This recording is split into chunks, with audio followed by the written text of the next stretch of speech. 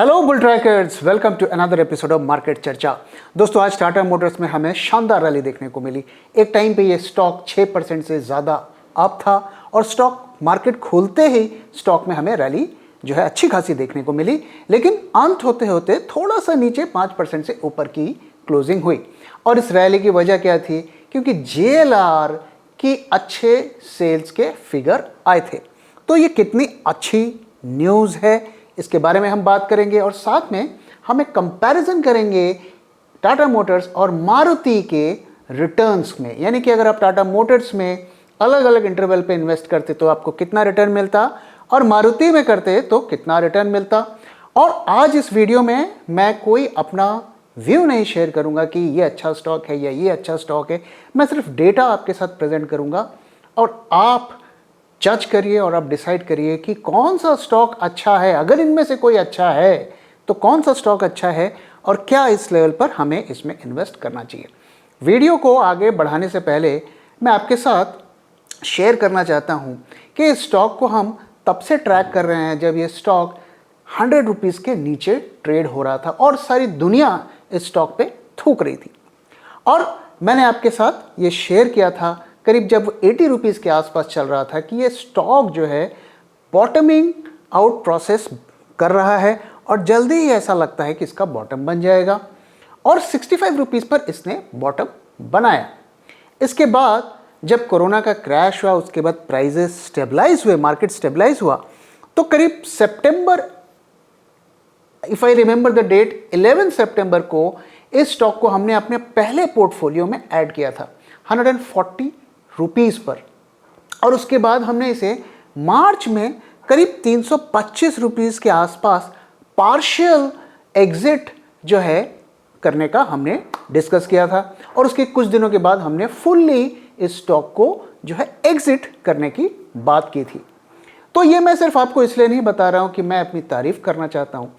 ये बताने के पीछे मेरा जो है एक आपको लेसन जो है सिखाने का मेरा पर्पस है। और वो लेसन क्या है कि देखिए, स्टॉक में जब आपको अच्छे रिटर्न्स कमाना हो तब आपको उसे डर्ट चीप प्राइस पर खरीदना है, तभी आप अच्छा रिटर्न कमा सकते हैं।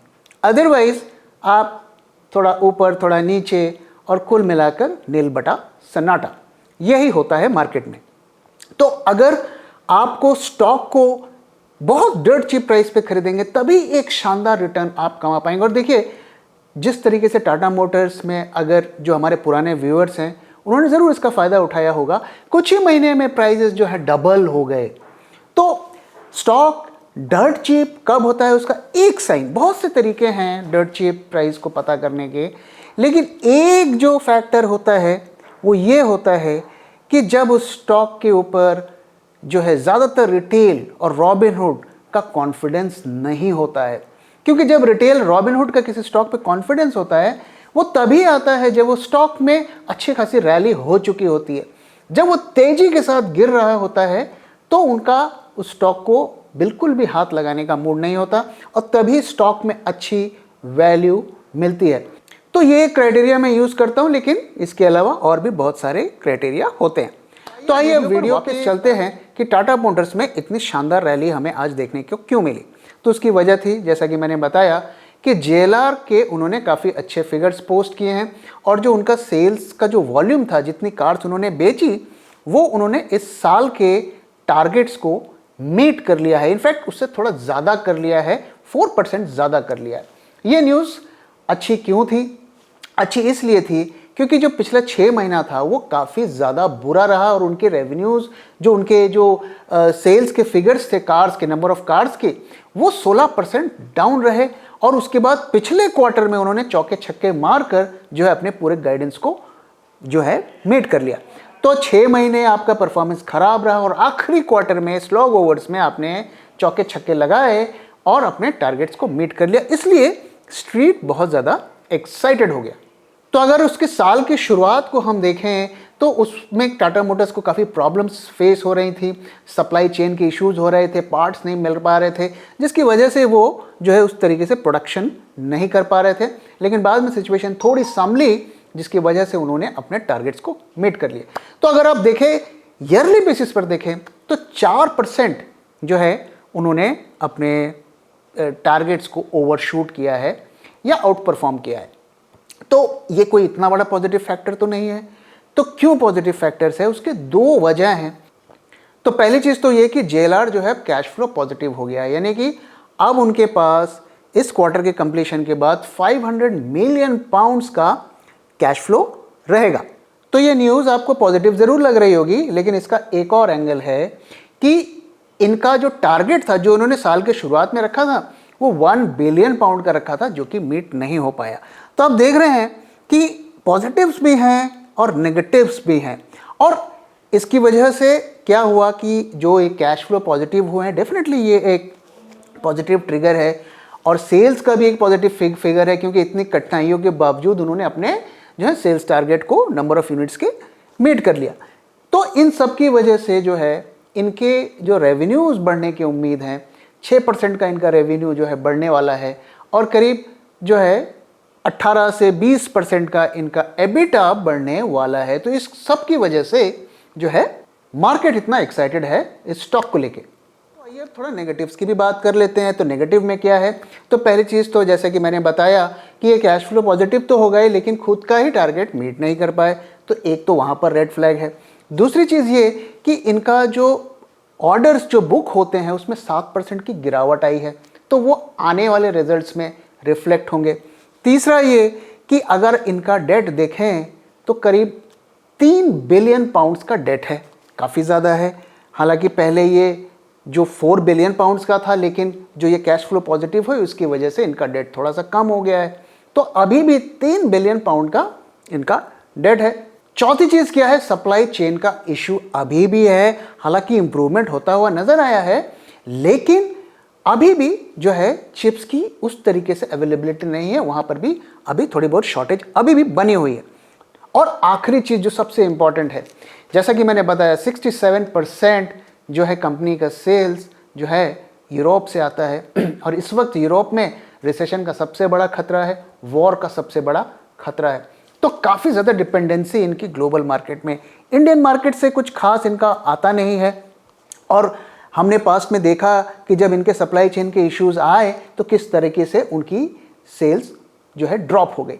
तो बहुत ज़्यादा इनके JLR के सेल्स में वोलेटिलिटी रहती है, वहाँ पर स्टेबिलिटी बिल्कुल भी नज़र नहीं आती। कभी ये बहुत ऊपर चली जाती है, कभी बहुत ज़्यादा नीचे चली जाती है। तो इस वजह से वहाँ पे जो है थोड़ा रिस्क लगता है। अगर इनका 50-50% होता इंडिया मार्केट और US मार्केट, EU मार्केट, तो भी एक स्टेबिलिटी की बात रहती। अगर हम इनके इंडियन मार्केट्स की बात करें तो वहाँ पे डेफिनेटली ये ग्रो कर रहे हैं, चाहे PV हो यानी कि पर्सनल व्हीकल हो, चाहे ये CV हो कमर्शियल व्हीकल हो, दोनों में इनके जो है क्वार्टर दर क्वार्टर ग्रोथ हमें देखने को मिल रही है।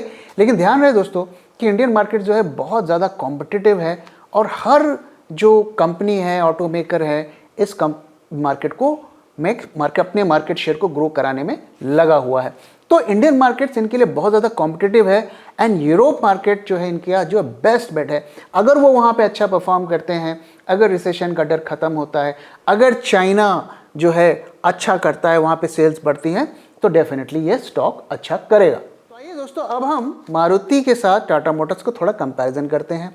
तो हम उनके स्टॉक रिटर्न्स को कंपेयर करेंगे कि 10 साल, 5 साल, 3 साल में दोनों में से किसने अच्छा परफॉर्म किया। लेकिन उससे पहले आइए मारुति की भी थोड़ी बात कर लेते हैं।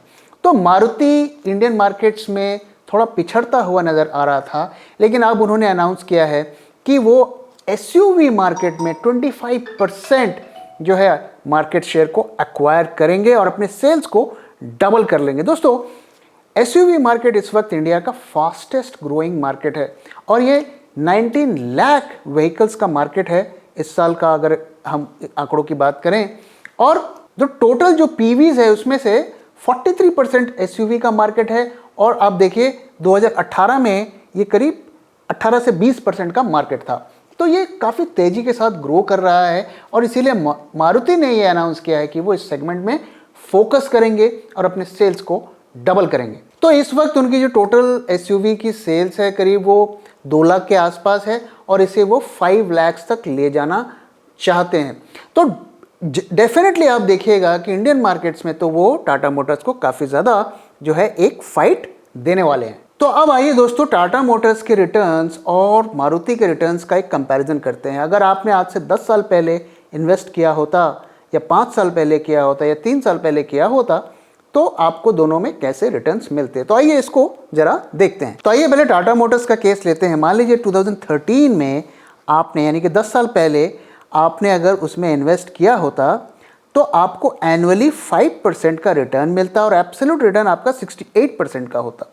उसी तरीके से अगर 2018 यानी कि 5 साल पहले आपने किया होता तो आपको एनुअलाइज 3% का रिटर्न मिलता और एब्सोल्यूट रिटर्न 16% का मिलता। यानी कि आप इन्फ्लेशन को भी शायद बीट नहीं कर पाते अगर 10 साल से स्टॉक को आपने होल्ड किया होता या 5 साल से किया होता। उसके बाद 2020 की सिचुएशन देखिए, जो जैसा कि मैंने आपको बताया कि स्टॉक जो है 100 से नीचे हो गया था और बॉटमिंग आउट प्रोसेस बन रहा था और साथ में कोविड का क्रैश होता है और ये 65 रुपीज़ के आसपास पहुंच जाता है अपने बॉटम लेवल पे। अगर आपने उस वक्त ख़रीदा होता तो आपके एनुअलाइज्ड 86% के रिटर्न बनते। और यही चीज़ मैं आपको समझाने की कोशिश कर रहा था कि जब आप स्टॉक को डर्ट चीप भाव पे खरीदेंगे तभी आपको अच्छे शानदार रिटर्न देखने को मिलेंगे। उसके बाद अगर आप 2022 पे अगर पिछले साल आपने खरीदा होता तो आपके नेगेटिव रिटर्न 3% के रहते। तो अगर आप देखिए टाटा मोटर्स को अगर आप इसमें 2020 या 21 में खरीदते तभी आप फायदे में रहते। आज भी आप खरीदेंगे तो हो सकता है आपको पॉजिटिव रिटर्न मिल जाए, लेकिन कोई ज़रूरी नहीं है कि बहुत शानदार रिटर्न मिलेंगे। वहीं अगर मारुति की बात करें तो मारुति में क्या होता है, अगर आप 10 साल पहले खरीदते तो आपको 20% का एनुअल रिटर्न मिलता, which is I would say very decent returns, और 5 गुना आपका स्टॉक हो जाता। 1400 रुपीज़ से आज 8400 के प्राइस पर हो जाता। लेकिन अगर आप 5 साल पहले खरीदते तो आपको वहाँ पे नेगेटिव रिटर्न मिलते। और अगर आप 2020 में खरीदते तो भी टाटा मोटर्स से के बराबर आपके रिटर्न नहीं मिलते। लेकिन आपको ध्यान ये देना है कि टाटा मोटर्स में गिरावट भी ज़बरदस्त हुई थी। 364 रुपये से 65 रुपये स्टॉक हो गया था, 300 रुपये का फॉल हुआ था, जबकि मारुति जो है करीब 50% ही गिरा था। तो दोनों में गिरावट हुई थी, लेकिन टाटा मोटर्स में काफ़ी ज़्यादा गिरावट हुई थी। तो अगर आप 2020 में खरीदते तो आपको 27% का रिटर्न मिलता, जबकि टाटा मोटर्स में आपको 86% का मिलता।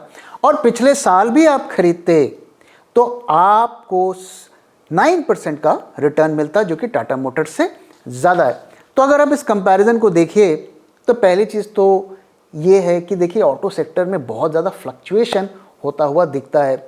उनकी रिटर्न्स जो है कंसिस्टेंट नहीं होती हैं, गिरता भी ज़्यादा है, क्योंकि ये अब कंपनीज ग्लोबल हो चुकी हैं और ग्लोबल जो फैक्टर्स पे बहुत ज़्यादा इनका डिपेंडेंसी हो गया है।